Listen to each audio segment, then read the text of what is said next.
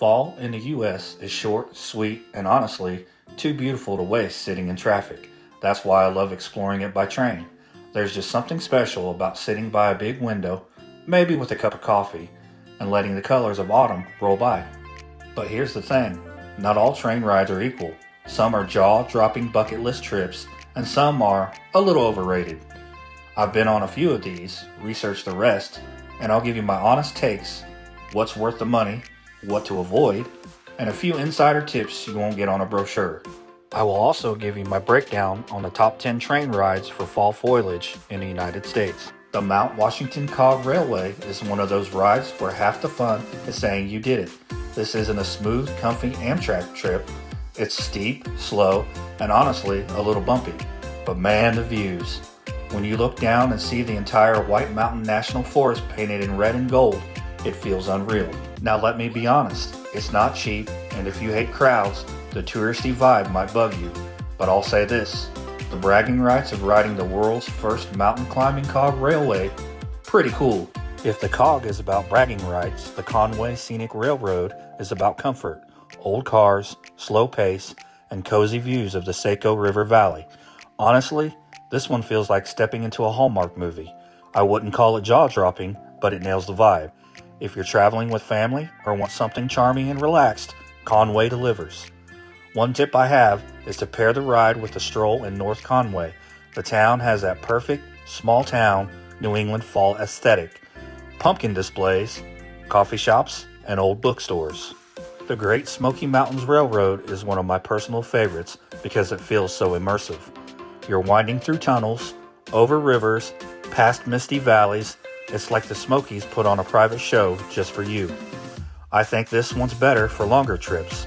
It's peaceful, scenic, and the open-air cars are amazing for photos. Splurge on first class if you can.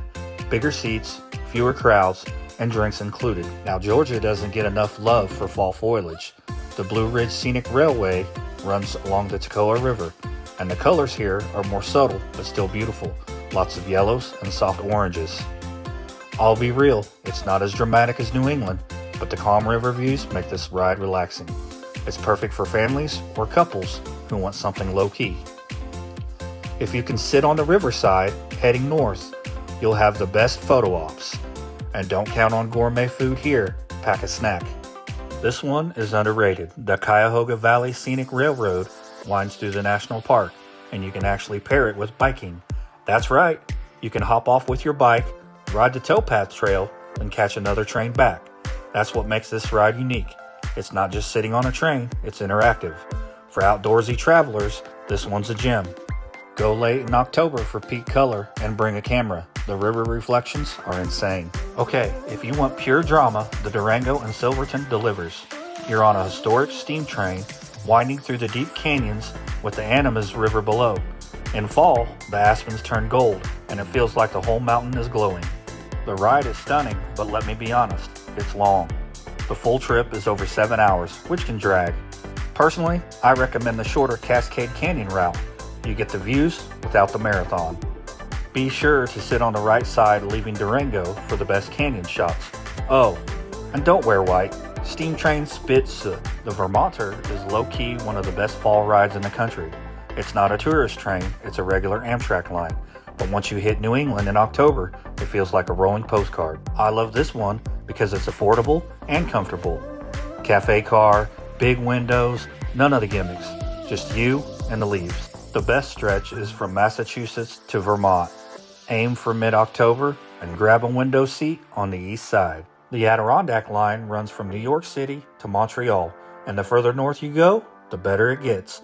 Lake Champlain, framed by the Adirondacks, unreal. It's a long trip, 10 hours, but I like that contrast. You start in the chaos of Manhattan and end up in pure wilderness.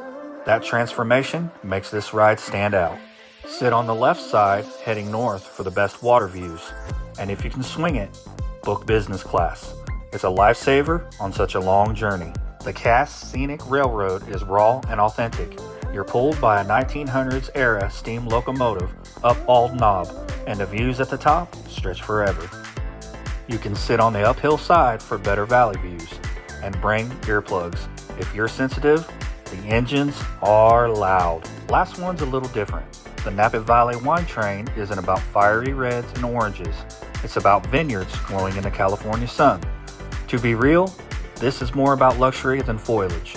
Gourmet meals, wine tastings, and vineyard views. It's indulgent. But if you want romance in the fall, this one's hard to beat.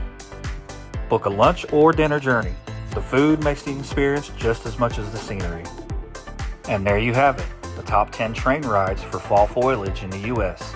Each one has its own personality.